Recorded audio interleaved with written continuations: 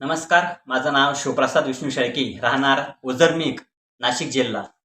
काव्ययोग काव्य संस्था पुणे प्रथम वर्धापना दिनानिमित्त आयोजित काव्ययोग काव्य करंडक स्पर्धा 2025 यासाठी माझी स्वरचित कविता मी सादर करतोय. माझ्या कवितेचा शीर्षक आहे प्रेम. कधीतरी मी पण प्रेम केलंय कुणावर, कधीतरी मी पण प्रेम केलंय कुणावर, कुणीतरी राज्य केलंय माझ्या हळव्या मनावर.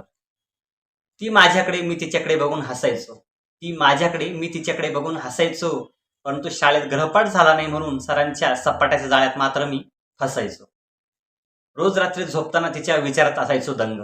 रोज रात्री झोपताना तिच्या विचारात असायचो दंग. परंतु वाईट विचारांचा मनामध्ये कधी चढला नाही रंग, चढला नाही रंग.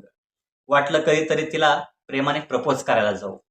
वाटलं कधीतरी तिला प्रेमाने प्रपोज करायला जाऊ. ती एकुलती एक, तिला मात्र 3 भाऊ. वयांची पाने फाडत मीही लिहिली लव्ह लेटर. वह्यांची पाने फाडत मीही लिहिली लव्ह लेटर. परंतु तिच्या भावांच्या भीतीने मी उन्हाळ्यातही घालायचो स्वेटर, उन्हाळ्यातही घालायचो स्वेटर.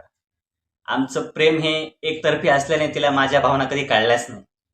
आमचं प्रेम हे एकतर्फी असल्याने तिला माझ्या भावना कधी कळल्याच नाही. का कोणास ठाऊक आमच्या प्रेमाच्या रेशीम गाठी कधी जुळल्याच नाही, जुळल्याच नाही. तरीही ते प्रेमाचं आबोल नातं माझ्यासाठी नक्कीच होतं छान. तरी ते प्रेमाचं आबोल नातं माझ्यासाठी नक्कीच होतं छान.